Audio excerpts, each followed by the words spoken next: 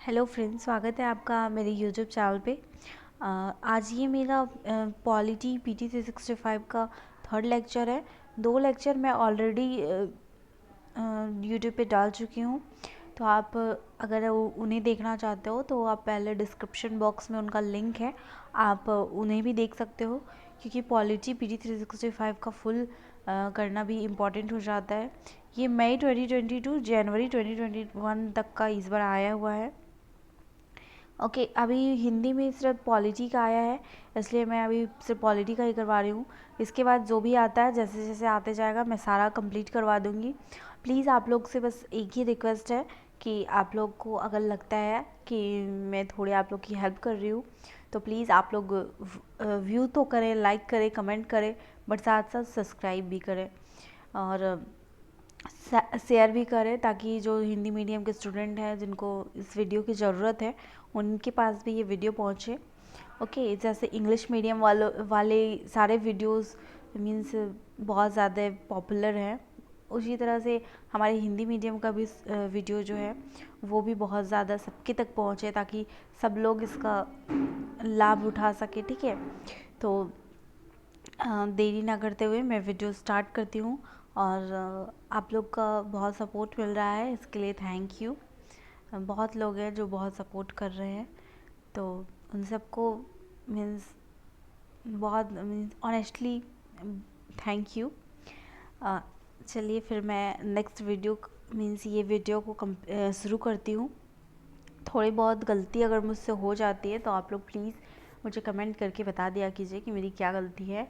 वो फ्लो में शायद थोड़ा बहुत इधर उधर हो जाता होगा, बट मैं कोशिश करती हूँ कि आपको सही और मीन्स सही से बताऊँ और एक्सप्लेन भी अच्छे से करूँ। तो ये हमारा 2 लेक्चर हो चुका है। दोनों लेक्चर में मैंने पहला में संविधान से जुड़े मुद्दे को किया था, पढ़ाया था, और सेकंड में मैं राज्य संसद, राज्य विधानमंडल और स्थानीय सरकार कार्यप्रणाली के बारे में पढ़ा चुकी हूँ। थर्ड हमारा केंद्र राज्य संबंध पे होगा, फिर फोर्थ जुडिशरी पे, फिर निर्वाचन पे, और फिर कुछ विधेयक पे, और कुछ सुर्खियाँ रहेगी और शासन के महत्वपूर्ण पहलू। बस उसके बाद हमारा ये 4 वीडियो और लगेगा, 4-5 वीडियो, उसके बाद ये कंप्लीट हो जाएगा पॉलिटी का।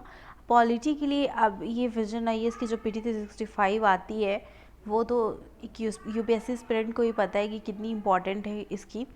ये साल भर का करंट अफेयर पूरा कंपाइलेशन होता है और इसका कोई तोड़ भी नहीं है। अगर आप मंथली मैगज़ीन नहीं कर रहे हो तो फिर तो इसका कोई तोड़ नहीं है, इसलिए इसे आप अच्छे से देखना।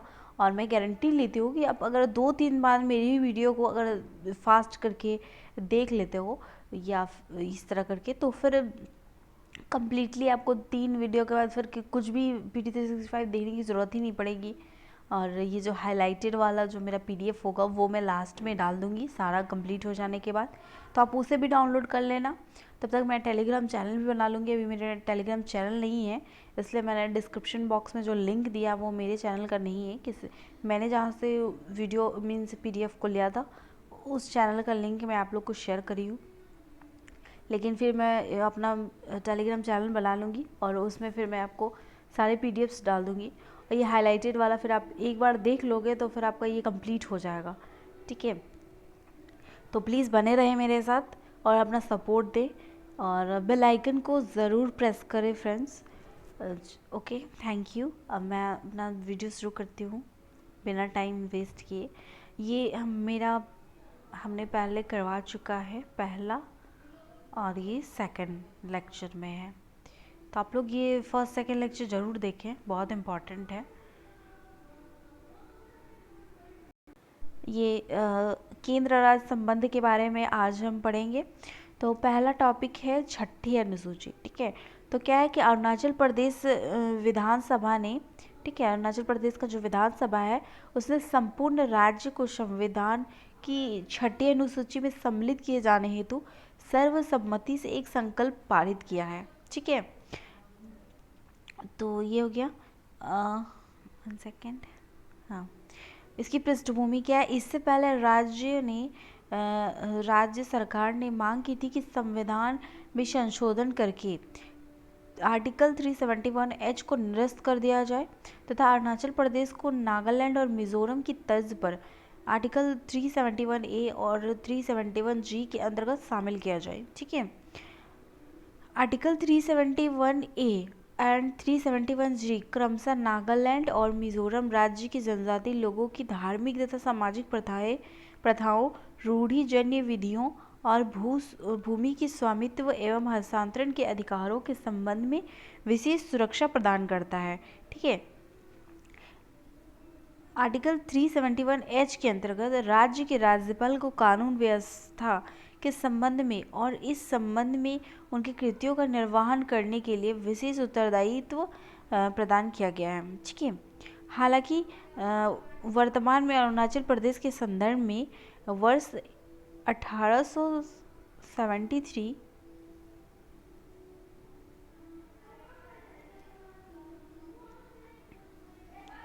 का Bengal eastern frontier regulation act लागू है। ठीक है। अरुणाचल प्रदेश में ये जो रेगुलेशन था, इसी से ILP का कॉन्सेप्ट आया है। ILP का मैं आपको आगे बताती हूँ कॉन्सेप्ट उसका भी। ठीक है। यह भारत के सभी नागरिकों को बिना वैध इनर लाइन परमिट के अरुणाचल प्रदेश में प्रवेश से प्रतिबंधित करता है। मीन्स क्या था कि वो जो ईस्टर्न पार्ट है हमारा, ठीक है,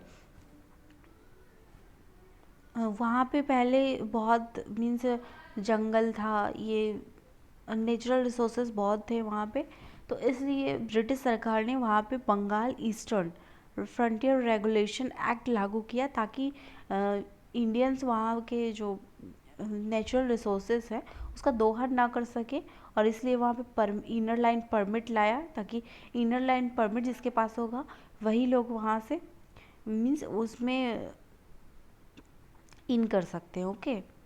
छठी अनुसूची के बारे में तब तक पहले मैं ये छोटा बॉक्स वाला देख लेती हूँ। आर्टिकल 371, ठीक है, आर्टिकल 371 से 371J के अंतर्गत 11 राज्यों के लिए विशेष उपबंध है। ठीक है, 11 राज्यों के लिए। इनका उद्देश्य इन राज्यों की आकांक्षाओं को पूरा करना, राज्य की जनजातियों और स्थानीय लोगों की संस्कृति एवं आर्थिक हितों की सुरक्षा करना। ठीक है। इन राज्यों के किसी हिस्से में कानून व्यवस्था में अव्यवस्थित होने पर उसे प्रतिबंधित करना है। ठीक है। इनर लाइन परमिट के बारे में आप लोग देख लो। इनर लाइन परमिट एक दस्तावेज है। ठीक है, क्या है? एक दस्तावेज है। ठीक है, डॉक्यूमेंट है जो किसी भारतीय नागरिक को ILP व्यवस्था के अंतर्गत संरक्षित किसी राज्य में यात्रा करने से पहले अनुमति प्रदान करता है। ठीक है, मैंने कहा ना आपको कि ये एक परमिट है।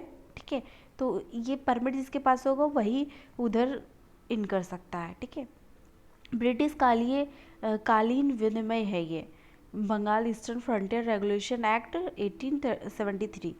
ये हमारा CAA एक्ट जो भी सुर्खियों में था, CAA एक्ट, उसमें भी Bengal eastern frontier regulation act का जिक्र था, इसलिए आप इसे देख लेना, ये इम्पॉर्टेंट है।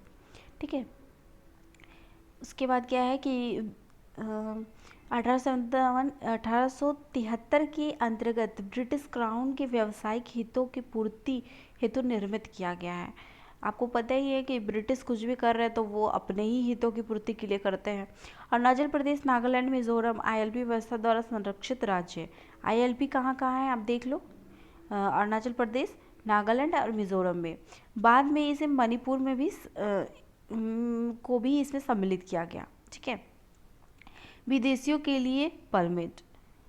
भूटान के नागरिकों को छोड़कर प्रत्येक विदेशी जो संरक्षित या प्रतिबंधित क्षेत्र में प्रवेश करने या रहने का इच्छुक है, उसे सक्षम प्रतिबंध से एक प्रवेश विशेष परमिट प्राप्त करना आवश्यक होता है, जिसे संरक्षित क्षेत्र परमिट, प्रतिबंध क्षेत्र परमिट कहते हैं। ठीक है, ये है स्थायित्व जिलों के रूप में पूर्वोत्तर भारत की पंजीकृत क्षेत्र। ठीक है, पंजीकृत क्षेत्र कौन कौन है? जो 6 शेड्यूल है उसमें। ठीक है, जैसे कि ये चारों भी है 6 शेड्यूल में। तो असम बोडोलैंड प्रादेशिक परिषद जो है, कार्बी आंगलांग स्वशासी जिला परिषद, दीमा हसाओ स्वशासी जिला परिषद। ये संरक्षित क्षेत्र मीन्स ये क्षेत्र है असम के। मेघालय के है गारो हिल्स स्वशासी जिला परिषद, जयंतिया हिल्स स्वशासी जिला परिषद और खासी हिल्स स्वशासी जिला परिषद। ठीक है। त्रिपुरा के लिए है में है त्रिपुरा जनजाति क्षेत्र स्वशासी जिला परिषद। मिजोरम में चकमा स्वशासी जिला क्षेत्र परिषद और लाई स्वशासी जिला परिषद और मारा स्वशासी जिला परिषद। ठीक है। छठी अनुसूची के बारे में अब हम जान लेते हैं। संविधान की छठी अनुसूची असम, मेघालय, त्रिपुरा और मिजोरम की जनजातियों को संविधान के अनुच्छेद 244 सबसेक्शन 2 और 275 के सबसेक्शन 1 के प्रावधानों के अंतर्गत जनजातीय क्षेत्रों का प्रशासन चलाने का अधिकार प्रदान करती है। ओके। आर्टिकल 244 है जो, इसमें कहा गया है कि अनुसूचित क्षेत्र और जनजातीय क्षेत्र के रूप में निर्दिष्ट कुछ क्षेत्र प्रशासन के लिए विशेष उपबंध करता है। और 275 में कहा गया है कि भारत की संचित निधि पर भरित विधि अनुदान के लिए प्रावधान करता है। ऐसे अनुदान में विशिष्ट अनुदान भी सम्मिलित है जो अनुसूचित जनजातियों के कल्याण की अभिवृद्धि करने या किसी राज्य से अनुसूचित क्षेत्र के प्रशासन के स्तर को उन्नत करने के लिए होती है। ठीक है। अन्य संबंधित तथ्य देखिए इस पे, और कुछ भी तथ्य भी दिया हुआ है, जैसे कि अरुणाचल प्रदेश को छठी अनुसूची में सम्मिलित किए जाने के लिए संवैधानिक संशोधन आर्टिकल 368 के दायरे से बाहर की आवश्यकता होगी। ठीक है।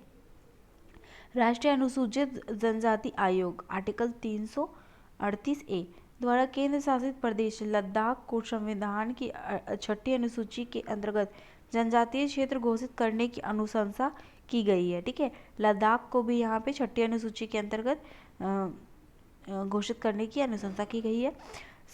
जो नागरिकता संशोधन अधिनियम था उसमें छठी अनुसूची तथा ILP के अंतर्गत आने वाले क्षेत्रों को छूट प्रदान की गई है। ठीक है। तो ये आप याद रखना, CAA में था जो। एडवांटेज ऑफ 6 शेड्यूल, 6 शेड्यूल में क्या क्या एडवांटेज है वो यहाँ पे दिया हुआ है, जैसे कि आप देख लो। ऑटोनोमस डिस्ट्रिक्ट काउंसिल, ठीक है, ऑटोनोमस डिस्ट्रिक्ट होता है वहाँ का, ऑटोनोमस रीजन होता है, पावर ऑफ एड्स होता है, लेजिस्लेटिव वहाँ का होता है। ठीक है। टैक्स रिवेन्यू वहाँ का अलग होता है, रेगुलेशन जो होता है स्कूल में, ये सब में, जुडिशरी जो वहाँ के होते हैं वो सब भी स्पेसिफिक होता है गवर्नर के थ्रू। ओके। तो ये हो गया। पांचवी और छठी अनुसूची की तुलना, बार बार सब यहीं पे कंफ्यूज हो जाते हैं क्योंकि पांचवी अनुसूची भी जनजातीय क्षेत्रों के बारे में है और छठी अनुसूची भी, तो इसलिए देख लेते हैं कौन कौन सा डिफरेंस है इसमें। तो आंध्र प्रदेश, तेलंगाना, छत्तीसगढ़, हिमाचल प्रदेश, मध्य प्रदेश, उड़ीसा और राजस्थान। ठीक है। पांचवी अनुसूची में ये सब आते हैं और छठी अनुसूची में आता है असम, मेघालय, त्रिपुरा और मिजोरम। यहाँ पे देख लो आप, मणिपुर नहीं है। ओके। और अरुणाचल प्रदेश का तो बात ही हो रहा था डालने के लिए, तो मणिपुर को आप यहाँ से एलिमिनेट कर लेना कि हम मणिपुर यहाँ पे नहीं है और नागालैंड भी नहीं है। ठीक है। परिषद सृजन राज्य विधानमंडल के अधिनियम द्वारा होता है। ठीक है। और इसमें क्या है कि संविधान में स्वशासी जिला परिषद जो ADC है उसके का प्रावधान किया गया है। ओके। स्वायत्ता क्या होता है, पंचायत उपबंध अधिनियम 1996 है।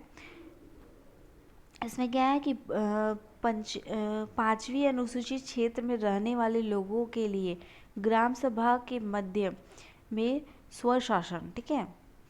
और इसमें क्या है, पांचवी अनुसूची की तुलना में अधिक स्वायत्ता है इसमें। और क्या है कि पांचवी अनुसूची के तहत जनजातीय सलाहकार परिषद को केवल सलाहकारी शक्तियाँ प्रदान है। ठीक है, प्राप्त है। और ADC को तुलनात्मक रूप से अत्यधिक शक्तिशाली शक्तियाँ प्रदान है। ठीक है, ADC को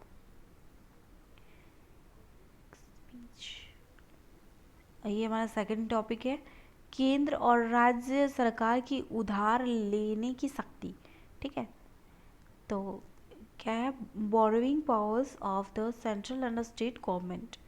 केंद्र सरकार ने वर्ष 2020-21 में राज्यों की उधार सीमा को सकल राज्य घरेलू उत्पाद GSDP को बढ़ाकर 3% से 5% कर दिया है।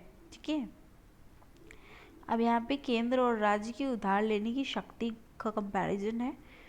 तो संवैधानिक प्रावधान क्या है कि आर्टिकल इसमें 292 और इसमें आर्टिकल 293 के तहत केंद्र सरकार के पास संसद द्वारा निर्धारित सीमा के अधीन उधार लेने की अप्रतिबंधित शक्ति है। ठीक है, किसके, संसद के द्वारा निर्धारित। ठीक है ना, और इसमें क्या है, राज्य विधानमंडल को विधि द्वारा इसे समय समय पर नियत करने की शक्ति है। इसमें राज्य विधानमंडल, इसमें संसद की बात नहीं है। राज्य, क्षेत्रीय, प्रादेशिक प्रतिबंध, इसमें कोई प्रतिबंध नहीं है। सरकार घरेलू स्रोतों या फिर विदेशों से उधार ले सकता है, लेकिन राज्य सरकारें केवल घरेलू स्रोतों से ही उधार ले सकती है। ठीक है, अन्य प्रतिबंध लागू नहीं है, इसमें कोई भी प्रतिबंध लागू नहीं है। इसमें राज्य सरकारें राज्य की संचित निधि की प्रतिभूति पर ऋण ले सकती है। ठीक है, सिक्योरिटी पर ही ऋण ले सकती है। यदि केंद्र से पूर्व में लिए गए ऋण की कोई भी बकाया राशि हो तो अन्य ऋण प्राप्त नहीं किया जा सकता। मतलब पहले अगर आप राशि उधार ले चुके हैं तो पहले उसको चुकाना होगा, उसके बाद ही नया मिलेगा। ठीक है, अब देखिए कंसोलिडेटेड सीकिंग फंड। ठीक है, संचित या समेकित ऋण शोधन निधि। ये क्या है, हाल ही में लॉकडाउन के कारण बहुत कुछ हुआ है। ये अभी याद ध्यान रखना क्या क्या लॉकडाउन के कारण हुआ है।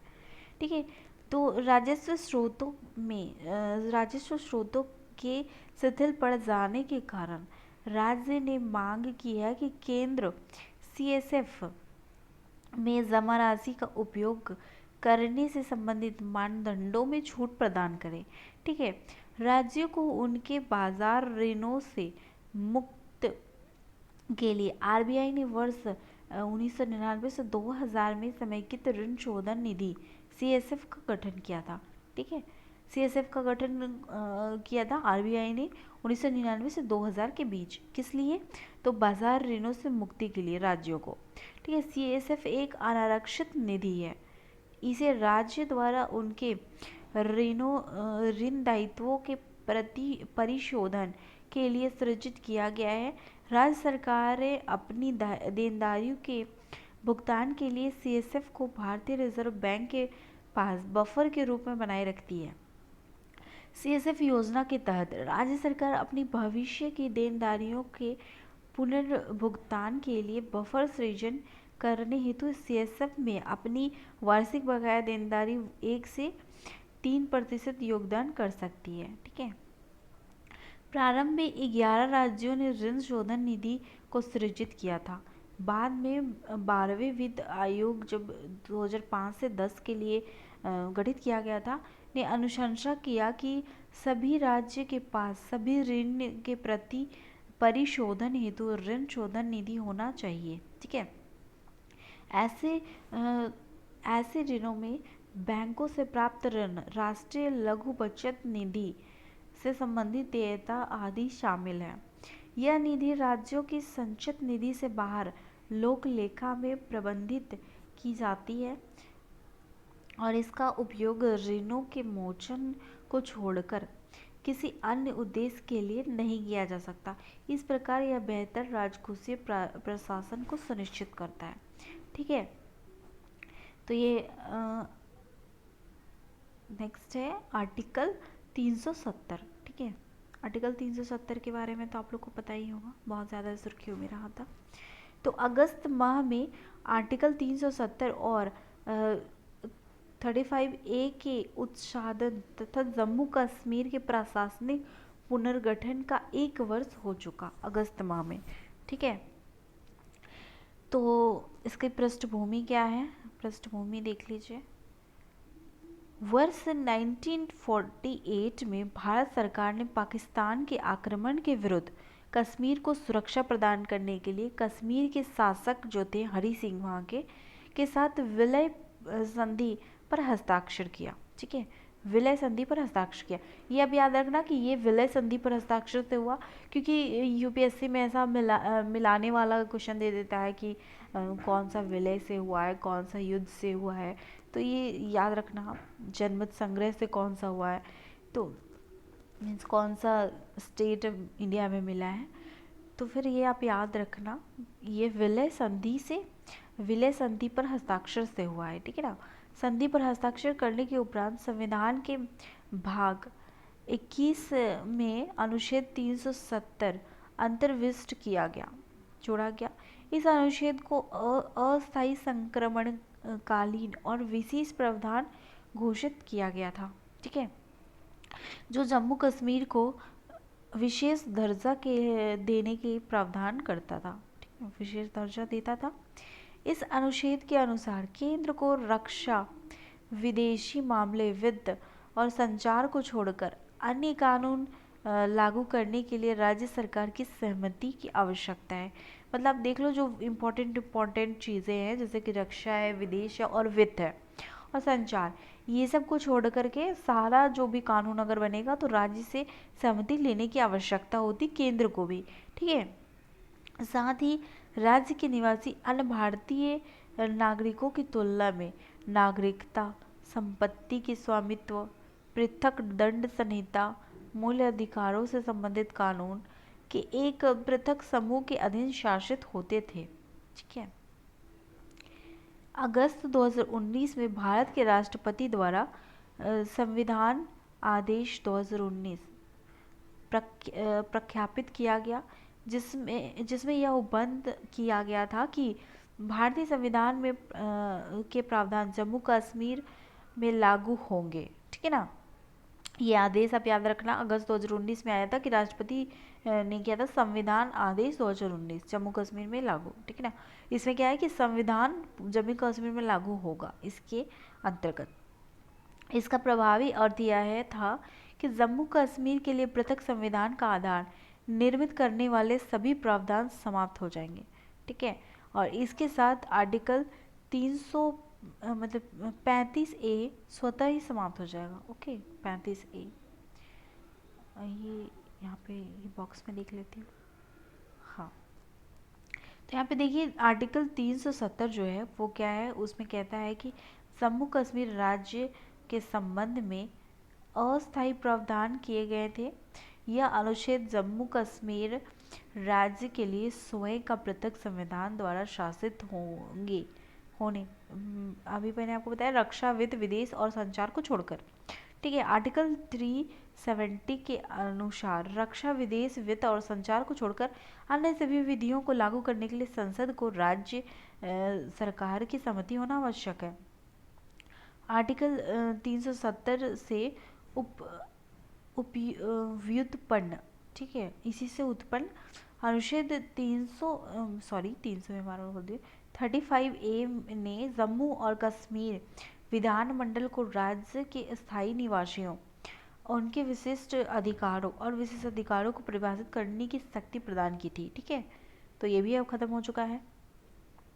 इस कदम की निराहार्थ जम्मू कश्मीर में अब भारतीय संविधान पूर्णतः लागू होगा। ठीक है, अब कोई पृथक ध्वज नहीं होगा जम्मू कश्मीर में। विधानसभा का कार्यकाल पुनः 6 वर्षों के बजाय अब 5 वर्ष होगा। पहले 6 वर्ष का कार्यकाल होता था वहाँ विधानसभा का। रणबीर दंड संहिता वहाँ पे वही चलता था, लेकिन अब क्या है, भारतीय दंड संहिता चलेगा। ठीक है। आर्टिकल 356 जिसके अंतर्गत किसी भी राज्य में राष्ट्रपति शासन लागू किया जा सकता है, अब जम्मू कश्मीर में संघ राज्य क्षेत्र पर भी लागू होगा। ठीक है। स्कूल, कॉलेज प्रवेश और राज्य सरकार की नौकरियों में केंद्रीय कोटा कानून आरक्षित लागू होगा। ठीक है, आरक्षण लागू होगा। अन्य राज्यों के लिए अब जम्मू कश्मीर में संपत्ति और निवास संबंधित अधिकार प्राप्त करने में सक्षम होंगे। ठीक है। अब सूचना का अधिकार अधिनियम भी लागू होगा वहाँ। जम्मू कश्मीर और संविधान संशोधन के कुछ प्रावधान जम्मू कश्मीर संविधान के कुछ प्रावधान जिसके तहत राज्य के बाहर किसी व्यक्ति से विवाह करने वाले स्थायी महिला को राज्य में संपत्ति का अधिकार से वंचित किया जाता अब अमान्य हो जाएगा। ठीक है ना। ये कैसे हुआ ये इसमें दिया हुआ है, अब देख लेना। जैसे कि अब मैं बता ही देती हूँ। प्रेसिडेंट ने अंडर आर्टिकल जो 370 ए है 1 है उसको अमेंड कर दिया। ठीक है, आर्टिकल 367 के अंतर्गत this allow to express constitution assembly of the state under article 373 it to means legislative assembly of a state. ठीक है ना। और 370 ए को जैसे कि 361 में अमेंड किया गया, फिर ये 373 बना टू अलाउ रिपील करने के लिए 370 को। अधिनियम 2019 पारित किया गया। एक सेकेंड, यहाँ पे थोड़ा सा छूट रहा था।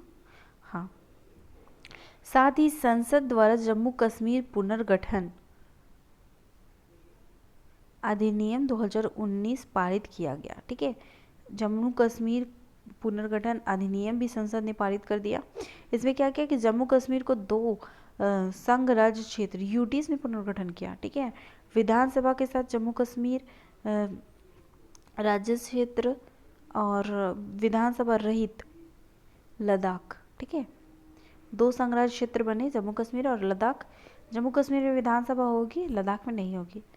संबंधित घटनाक्रम जम्मू कश्मीर पंचायती राज अधिनियम 1989। गृह मंत्रालय ने जम्मू कश्मीर में नई शासन इकाई के रूप में जिला विकास परिषद की स्थापना को सुविधाजनक बनाने हेतु 73वें संविधान संशोधन का प्रावधान को शामिल किया है। ठीक है,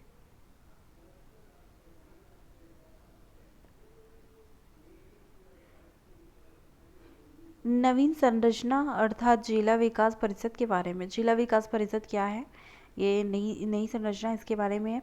ये परिषद जिला योजना और विकास बोर्डों को प्रतिस्थापित करेगी। गंतव्य है कि इन बोर्डों की अध्यक्षता एक कैबिनेट मंत्री के द्वारा की जाएगी। संसद और विधायक एवं विधान परिषद इसके सदस्य के रूप में कार्य करते थे तथा जिला उपायुक्त इसका सदस्य सचिव होता था। ठीक है, अब नए ढांचा में एक डीडीसी और एक जिला योजना समिति डीपीसी ठीक है शामिल होंगे। डीडीसी में प्रत्येक जिला में निर्वाचन पद्धति शामिल होंगे और निर्वाचन प्रतिनिधि में से नियुक्त एक अध्यक्ष द्वारा इसकी अध्यक्षता की जाएगी।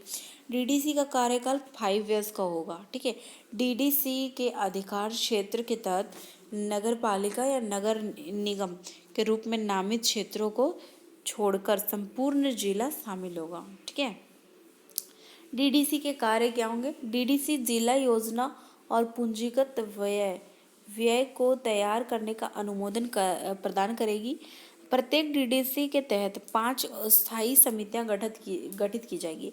कल मैंने आपको बताया था स्थायी समितियां क्या होती है, जो किसी उद्देश्य से हर साल मतलब गठित की ही जाती है।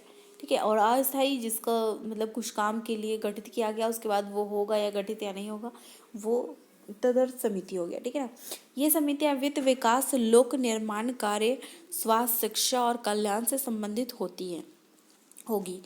डीडीसी हल्का पंचायत और प्रखंड विकास परिषदों के कार्यों का पर्यवेक्षण करेगी, जिन्हें वर्ष 1989 के उपयुक्त अधिनियम के तहत स्थापित किया गया था। नियोजन प्रक्रिया को शामिल कर डीडीसी के कार्यों के दायरे को बढ़ाया गया है। ठीक है, नियोजन प्रक्रिया को प्रत्यक्ष रूप से निर्वाचित प्रतिनिधियों को हस्तांतरित किया गया है। इससे पूर्व डीडीबी ही योजना और विकास संबंधित कार्यों का कार्यान्वयन करते थे। ठीक है, केंद्र द्वारा जम्मू एंड कश्मीर से संबंधित भूमि संबंधित कानून जो संशोधन किया गया है उस पे है। तो जम्मू कश्मीर विकास अधिनियम जो है, ठीक है, उसकी धारा 17 में लिखित है कि राज्य के स्थायी निवासी पद का लोप कर दिया गया है। ठीक है, जो इस संघ शासित क्षेत्र में भूमि संबंधित मामलों के निपटान से संबंधित था। अगस्त 2019 से पहले अर्थात आर्टिकल 370 और 35A को निरस्त किए जाने से पूर्व गैर निवासी जो जम्मू कश्मीर का निवास करने वाला नहीं है और जम्मू कश्मीर से किसी अंचल संपत्ति का क्रय नहीं कर सकता था। ठीक है, नए कानून के अंतर्गत सरकार स्वास्थ्य सेवा या शैक्षणिक संस्थानों को बढ़ावा देने के लिए किसी व्यक्ति या संस्था के पक्ष में भी भूमि हस्तांतरित कर सकती है। ठीक है, हालांकि ये संशोधन गैर कृषि भूमि के हस्तांतरण की अनुमति नहीं देगा। ठीक है, जैसे कि अगर कोई कृषि में संलग्न है और उसका भूमि आप किसी गैर कृषि में संलग्न व्यक्ति को नहीं दे सकते हो। ठीक है, लोकसभा द्वारा जम्मू कश्मीर राज्य भाषा विधेयक 2020 पारित किया गया है। इस विधेयक में कश्मीरी, डोगरी तथा हिंदी को नवनिर्मित जम्मू कश्मीर संघ राज्य क्षेत्र में राज्य भाषा का दर्जा दिया गया है। 3 भाषाएं कश्मीरी, डोगरी और हिंदी। ठीक है, इससे पूर्व राज्य में केवल अंग्रेजी और उर्दू भाषाएं थी। संविधान का भाग 17 आर्टिकल 343 और से 351 राजभाषा से संबंधित है। आर्टिकल 343 में यह प्रावधान किया गया है कि संघ की राज्य भाषा हिंदी और लिपि देवनागरी होगी। ठीक है, अंतर्राज्यीय परिषद, इंटर स्टेट काउंसिल। ठीक है, अंतर्राज्यीय परिषद ISC का पुनर्गठन किया गया है। अंतर्राज्यीय परिषद आप देखो। ठीक है, गठन, इसका गठन कब हुआ? सरकारी आयोग की अनुशंसा। एक मोस्ट इम्पॉर्टेंट बात बता देती हूँ कि सरकारी आयोग से क्वेश्चन आ चुका है, तो 2019 में इस पर तो क्वेश्चन आया था। ठीक है, तो फिर आप ये सब इम्पॉर्टेंट पॉइंट्स हैं, आप लोग इस पर ध्यान देना क्योंकि बहुत ज़्यादा मोस्ट इम्पॉर्टेंट है। ओके, वर्ष 1990 में राष्ट्रपति के आदेश द्वारा गठित किया गया। ठीक है, आर्टिकल 263 इसे संवैधानिक आधार प्रदान करता है। ठीक है, विशेषताएं इसकी क्या है? केंद्र, राज्य और राज्यों के मध्य विवादों के निपटान के लिए सलाहकारी निकाय है ये। ठीक है, यह विवादों की स्थिति में आपसी समन्वय को प्रोत्साहित करता है। आपसी समन्वय को, यह एक स्थायी और संवैधानिक निकाय नहीं है। ठीक है, मतलब जब ऐसा होगा तब ऐसा निकाय गठित हो सकता है। अध्यक्ष इसके प्रधानमंत्री होते हैं। सभी राज्य और विधान सभाओं वाले संघ राज्य क्षेत्र के मुख्यमंत्री। ठीक है, मुख्यमंत्री तो वहीं पे होगा ना जहाँ विधानसभा होगा। ठीक है, विधानसभा रहित संघ राज्य क्षेत्र के प्रशासक, तो यहाँ के प्रशासक रहते हैं। केंद्रीय गृह मंत्री सहित प्रधानमंत्री द्वारा निर्दिष्ट 6 केंद्रीय कैबिनेट मंत्री परिषद का स्थायी समिति जो होता है वो अध्यक्ष केंद्रीय गृह मंत्री करते हैं। सदस्य होते हैं 5 जो कैबिनेट मंत्री होते हैं और 9 मुख्यमंत्री होते हैं। अब 1990 के आदेश में संशोधन किया गया। यदि किसी राज्य में राष्ट्रपति शासन लागू है तो परिषद की बैठक से संबंधित राज्य का राज्यपाल सम्मिलित हो सकता है। ठीक है, राष्ट्रपति शासन लागू है तो वहाँ का राज्यपाल शामिल होगा। अध्यक्ष द्वारा केंद्रीय मंत्रियों में से स्थायी आमंत्रियों को नाम निर्दिष्ट करना। ठीक है, अन्य संबंधित तथ्य देख लीजिए। महाराष्ट्र कर्नाटक सीमा विवाद, ये क्या है? विवाद कर्नाटक और महाराष्ट्र सीमा पर विस्तृत 7,000 वर्ग किलोमीटर के क्षेत्र पर नियंत्रण से संबंधित है। वर्तमान में यह क्षेत्र कर्नाटक के बेलागावी, उत्तर कन्नड़, बीदर और गुलबर्गा आदि जिले में विस्तृत है। राज्यों के विवाद को सुलझाने के लिए उपबंध तंत्र। आर्टिकल 3 संसद को नए राज्यों का निर्माण करने, वर्तमान राज्यों के क्षेत्रों, सीमाओं या नामों में परिवर्तन करने का अधिकार देता है। आर्टिकल 3। ठीक है, और यहाँ पे आर्टिकल 131 केंद्र राज्य अंतरराज्य विवाद से निपटने के लिए उच्चतम न्यायालय की आरंभिक अधिकारिता को रेखांकित करता है, आर्टिकल 131, ठीक है ना। और वर्ष 2004 में महाराष्ट्र सरकार इस विवाद को उच्चतम न्यायालय के समक्ष लेकर आई थी। ओके, महाराष्ट्र सरकार, जो कर्नाटक और महाराष्ट्र विवाद है उसमें, आर्टिकल 263, आर्टिकल 263 देख लेते हैं। तो इसमें क्या है कि राष्ट्रपति को अंतर्राज्य परिषद के गठन का अधिकार प्रदत्त करता है। मतलब कि अंतर्राज्य परिषद का गठन कौन करेगा? राष्ट्रपति, जो राज्यों के मध्य विवादों के समाधान के बारे में परामर्श दे सकता है। आकांक्षी जिला कार्यक्रम, ये हमारा नेक्स्ट टॉपिक है, आकांक्षी जिला कार्यक्रम, एस्पिरेशनल डिस्ट्रिक्ट प्रोग्राम। हाल ही में इंस्टीट्यूट ऑफ कॉम्पिटिटिवनेस और सोशल प्रोग्राम्स इम्पेरेटिव द्वारा संयुक्त रूप से आकांक्षी जिला कार्यक्रम की एक मूल्यांकन रिपोर्ट जारी की गई है। एक रिपोर्ट आया है, उससे संबंधित ये आर्टिकल है, ठीक है। आकांक्षी जिला कार्यक्रम के बारे में, एडीपी को भारत द्वारा देश के सबसे अविकसित जिलों के सामाजिक आर्थिक संकेतकों में तेजी से सुधार लाने के लिए जनवरी 2018 में प्रारंभ किया गया था। कि अविकसित जिलों के लिए, ठीक है ना, देख लो इसमें अविकसित जिले जो हैं उसमें सामाजिक और आर्थिक संकेतों में तेजी से सुधार आ रहा है कि नहीं आ रहा है, इसके लिए ये प्रारंभ किया था जनवरी 2018 में। वर्तमान में कार्यक्रम भारत के 739, ठीक है, 739 जिलों में से 112 जिलों में लागू है, ठीक है। मतलब भारत में अभी कितने ज़िले हैं? 739, जिसमें 122 में एडीपी लागू है। इन आकांक्षी जिलों में संपूर्ण देश में 35 वामपंथी उग्रवाद से प्रभावित जिले भी हैं, ठीक है। यह कार्यक्रम निम्नलिखित विचारों से प्रेरित है, जो नीति और शासन को अपनाने हेतु सरकार की मंशा को प्रकट करता है। सफलता से और आगे आर्थिक उपाय करना, सफलता से और आगे, ठीक ना, ये नहीं कि आप सफल हो गए तो आप स्टॉप कर दो। समान क्षेत्रीय विकास सुनिश्चित करना, ठीक है। सहकारी और प्रतिस्पर्धी संघवाद के मध्य में परिवर्तन का संचालन करना। यह कार्यक्रम जीवन की गुणवत्ता, ठीक है, साथ ही नागरिकों की आर्थिक उत्पादकता को भी प्रत्यक्ष प्रभावी करने वाले 5 मुख्य विषयों में व्यवहारिक और मापन योग्य सामाजिक प्रगति के परिणामों पर केंद्रित है। इन 5 विषयों में सम्मिलित है स्वास्थ्य, ठीक है, 30%, शिक्षा 30% है, स्वास्थ्य और शिक्षा का वेटेज आप देख लो 30-30 दोनों का है।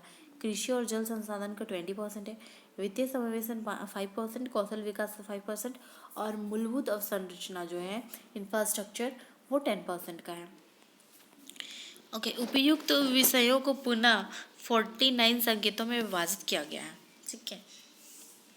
यह कार्यक्रम 3 प्रमुख सिद्धांतों पर आधारित है, जो 3C दृष्टिकोण पर परिलक्षित है, ठीक है। केंद्र और राज्य योजना का अभिसरण, कन्वर्जेंस, ठीक है, और केंद्र, राज्य, जिला व नागरिकों के मध्य सहयोग, कोलैबोरेशन, और जिला के मध्य प्रतिस्पर्धा, कंपटीशन। मतलब कन्वर्जेंस, कोलैबोरेशन और कंपटीशन, ये 3C दृष्टिकोण इसमें परिलक्षित है। ये बॉक्स में देख लेते हैं। ये बॉक्स अन्य संबंधित तथ्य जो है इंस्टीट्यूट फॉर कॉम्पिटिटिवनेस के बारे में बताया है। भारत में केंद्र एक अंतर्राष्ट्रीय पहल है। भारत में केंद्रित एक अंतर्राष्ट्रीय पहल है, मतलब ये अंतर्राष्ट्रीय पहल है, ठीक ना, राष्ट्र का पहल नहीं है। यह प्रतिस्पर्धा एवं रणनीति संबंधित अनुसंधान और ज्ञान के विषय के संवर्धन के प्रति समर्पित है। यह हाल में जारी भारत नवाचार सूचकांक III इंडेक्स जो है 2019 में नीति आयोग का नॉलेज पार्टनर भी था, ठीक है। सोशल प्रोग्रेस इम्परेटिव्स संयुक्त राष्ट्र अमेरिका का में स्थित एक गैर लाभकारी संगठन है, जो सामाजिक प्रगति सूचकांक SPI द्वारा प्रकाशित करता है। SPI प्रकाशित करता है, ओके। यह सूचकांक देशों द्वारा अपने नागरिकों की सामाजिक और पर्यावरणीय आवश्यकताओं के लिए प्रयासों का मापन करता है, ठीक है।